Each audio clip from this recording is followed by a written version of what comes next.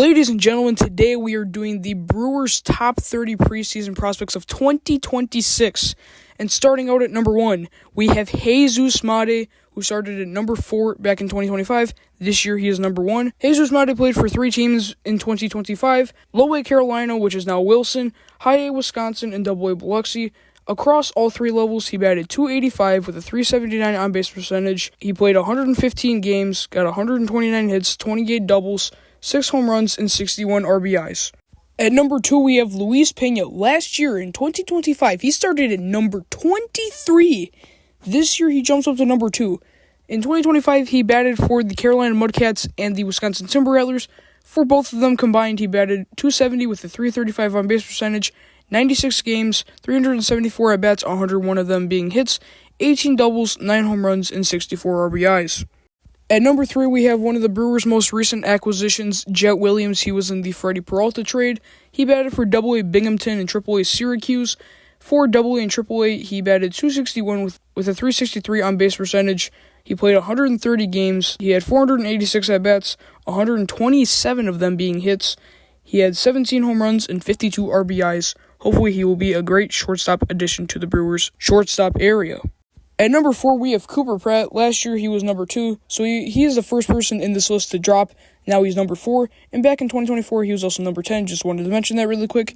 This year, he played for Double-A Biloxi. He batted .238 with a .343 on-base percentage. He played 120 games. He had 104 total hits.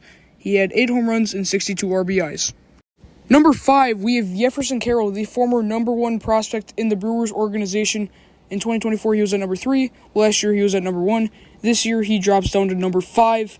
We're not going to count his rookie ball stats, but in Triple-A Nashville, he batted .255 with a .336 on-base percentage in only 58 games. Pretty sure he was still coming back from an injury, if I recall. He had 55 hits, 6 home runs, and 44 RBIs. Hopefully, he can make his Major League debut this year. Coming in at number 6, we have another recent Brewers acquisition, another piece of the Freddie Peralta trade. We have Brandon Sproat. He is our first pitcher on the list. He pitched for Triple-A Syracuse, and he also made his Major League debut this year. But in Triple-A Syracuse, he went 8-6 with a .424 ERA across 26 games, 25 of them started. He pitched 121 innings with 113 strikeouts. And then in his MLB debut, he played 4 games. He had a 4.79 ERA. He went 0-2, sadly. He pitched 20 2/3 innings with 17 strikeouts. Hopefully the Brewers can turn him around. Number 7 in the top 30, we have Logan Henderson. 2024, he was at number 17. Last year, he was at number 11. This year, he now moves up 4 more spots to number 7. He played in Triple-A Nashville and made his Major League debut. In Triple-A Nashville, he went 10-4 with a .359 ERA across 16 games. 15 of them started. 77 2/3 innings pitched with 87 strikeouts. That's a pretty good ratio. And then in the MLB, he went 3-0 with a .178 ERA across 5 games. 5 of them started. 25 1/3 innings pitched and 33 strikeouts. Hopefully he can come back to the major leagues and start shoving once again.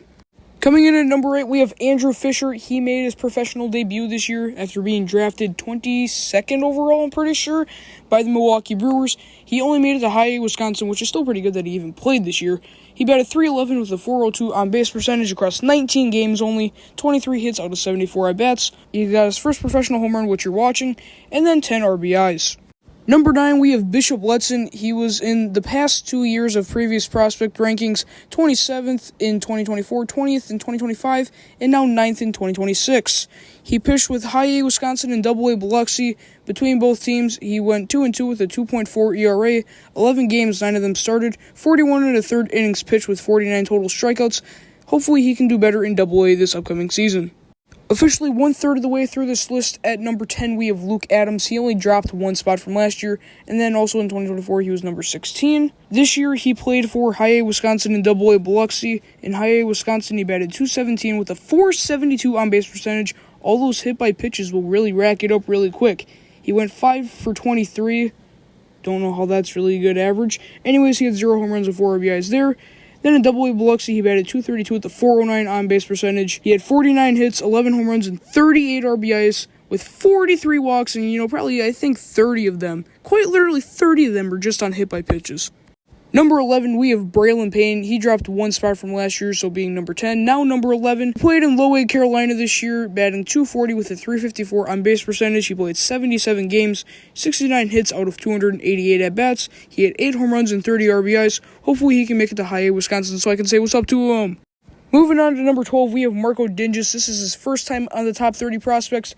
In 2025, he played for low-A Carolina and high-A Wisconsin. In low-A Carolina, he had a .353 batting average with a .500 on-base percentage across 26 games. He went 30 for 85, 3 home runs and 27 RBIs. Then he got promoted to high-A Wisconsin, where he batted .273 with a .371 on-base percentage across 51 games, 47 for 172, 10 home runs and 35 RBIs. He is going to be one of the better up-and-coming catchers in the org. At number 13, we have the son of Dino Ebel, Brady Ebel. He played in low-A Carolina this year in only 16 games. He batted .241 with a .333 on-base percentage. He went 14 for 58 with about 1 extra base hit. I think that's how that works. He had 0 home runs and 4 RBIs. Hopefully Brady Ebel can be one of the future shortstops in the org. Now we move on to number 14. We have Luis Lara. He's been on this prospect list 3 years in a row. 2024, he was at number 9. 2025, he was at number 18. Now he moves up to number 14. He played in AA Biloxi this year. I just found out he only missed 2 games this year. He batted .257 with a .369 on-base percentage across 136 games out of 138. He went 132 for 513, which equals .257. He had 2 home runs and 40 RBIs because, he is more of a defensive wizard.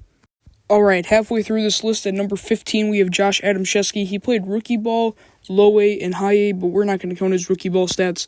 In low-A Carolina, he batted .359 with a .459 on-base percentage across 46 games. He had 5 home runs and 38 RBIs. And then in high-A Wisconsin, he didn't do as good. He batted .196 with a .292 on-base percentage. He went 11 for 56 across 16 games. He did not hit his first Timber Rattlers home run, but he did get 6 RBIs. Starting the second half at number 16, we have J.D. Thompson, who pitched at Vanderbilt for the past 3 years off and on. This year in 2025, he went 6-5 with a 4 ERA on the dot. 16 games, 16 of them started. He went 90 innings with 122 strikeouts. Hopefully he can make his professional debut next year, and hopefully he can ball out. Number 17, we have Bryce Meckage. He made his professional debut this year. He pitched in low-A Carolina. He went 1-4 with a 4.35 ERA across 19 games, 19 of them started. He pitched 70 1/3 innings with 69 strikeouts. Hopefully he can get the wins up next year, and hopefully he can get a few more strikeouts. Also, I forgot to mention last year he was number 16, so he dropped 1 spot. At number 18, we have Craig Yoho. Last year he was number 21. This year he's now number 18. In 2025, he pitched with AAA Nashville and made his MLB debut. In AAA Nashville, he went 6-1 with a 0.94 ERA. You heard me right. 0.94. Absolutely crazy. Across 43 games, he pitched 47 2/3 innings with 60 strikeouts, and then in the MLB, he didn't do so good. He had a 7.27 ERA across 8 games, 8 2/3 innings pitched with 7 strikeouts. At number 19, we have Brock Wilken. This is his fall from grace because the past 2 years he was in the top 10, number 7 and number 8. Now this year he's at number 19. Hopefully he can do better next year in the prospect rankings. But anyways, he played in AA Biloxi this year. He batted .226 with a .387 on base percentage, so that's pretty good at least. He only played 79 games because he got hit in the eye one time, and then he got injured for a little while, but I don't know, there must have been other injuries on top of it. Anyways, he went 61 for 270, he had 18 home runs, and had 46 RBIs. 2/3 of the way through the list, now we have Robert Gasser at number 20. He dropped 14 spots from last year, so that means in 2025 he was number 6. This year he is now number 20. He played for rookie ball, high-A Wisconsin, and AAA Nashville, but high-A Wisconsin and rookie ball were both rehab starts, so we're just going to count AAA and the MLB. So in Nashville, he went 3-2 with a .225 ERA across 10 games, 6 of them started, 32 innings pitched with 36 strikeouts. I'm pretty sure he was still recovering from Tommy John, if I recall. He pitched, then he had Tommy John, and then in the MLB, he went 0-2 with a .318 ERA across 2 games, 2 of them started, 5 2/3 innings with 5 strikeouts. Hopefully he can make a comeback in 2026. Now we have number 21, Eric Batanti. He dropped 7 spots from last year. Last year he was number 14. This year he is now number 21. He played for low-A Carolina. He batted .238 with a .341 on base percentage. He played 118 games. He went 102 for 428. He had 19 home runs. That's pretty good, so that should get him a promotion to high-A Wisconsin, plus 77 RBIs. At number 22, we have another first-timer on the list. We have Tyson Harden. He pitched in High-A, Wisconsin, and Double-A Biloxi. In High-A, Wisconsin, he went 4-3 with a 2.34 ERA across 11 games. 11 of them started. I got to see him pitch in person once. He went 57 2/3 innings with 62 strikeouts. And then in Double-A Biloxi, he went 2-2 with a 3.29 ERA across 10 games. 10 of them started. 38 1/3 innings pitched with 34 strikeouts. Hopefully, he can become one of the Brewers' best pitchers in the minor leagues. Now we have number 23, we have Ethan Dortches making his professional debut in 2025. He pitched for rookie ball and low-A Carolina. In rookie ball, he went 0-0 with a 1.67 ERA across 6 games. 3 of them started. He also got 2 saves. He pitched 27 innings with 32 strikeouts. And then in low-A Carolina, he went 0-3 with a 3.27 ERA across 13 games. 8 of them started. He also got 2 more saves. 55 innings pitched with 57 strikeouts. We have another first-timer in the top 30 prospects list, and now at number 24, we have Braylon Antunes, who is a Dominican. He played for the Dominican Brewers team this year. He batted .215 with a .353 on-base percentage across 55 games. He had 42 hits out of 195 at-bats. He had 1 home run and 25 RBIs. Hopefully, he can make it to low-A Carolina this year, or he'll just be stuck in the Dominican League for 2026. At number 25, we have another first-timer on this list, and he has not made his professional debut. We have Daniel Dickinson. He played at LSU last year. He went 75 for 238 across 68 games. He batted .315 with a .458 on-base percentage. He had 12 home runs and 49 RBIs. I'm guessing he'll start in low-A Wilson, but there is probably a better chance that he will be in the rookie league and then make his way to Wilson. At number 26, we have Coleman Crowe. He has been on this list before back in 2024. Anyways, in 2025, he pitched with Double-A Biloxi and Triple-A Nashville. In Double-A Biloxi, he went 4-0 with a 2.51 ERA across 10 games. 10 of them started. 43 innings pitched with 52 strikeouts. And then in Triple-A Nashville, he went 0-1 with a 7.71 ERA across 2 games. 2 of them started. 7 innings, but with 12 strikeouts. So not that bad. Can he stop being injury-prone? If you're going to have him in this top 30 list, he needs to not be injury-prone. Anyways, next person being Frank Chiarone. At number 27, we have Frank Chiarone, fresh out of high school. He pitched 44 innings with 94 strikeouts. I don't know if that was his senior year or his entire high school career, but one of the two. Anyways, I'm predicting he'll make it to low-A Wilson by the end of the year, but I guess we'll see. Crazier things have happened. At number 28, we have Josh Nuth. Apparently, he had Tommy John surgery. That's what I'm just going to assume because I'm looking at his stats right now. He has no stats, but yet somehow last year he was ranked number 13. Anyways, he dropped 15 spots, and here's some film from him from 2024.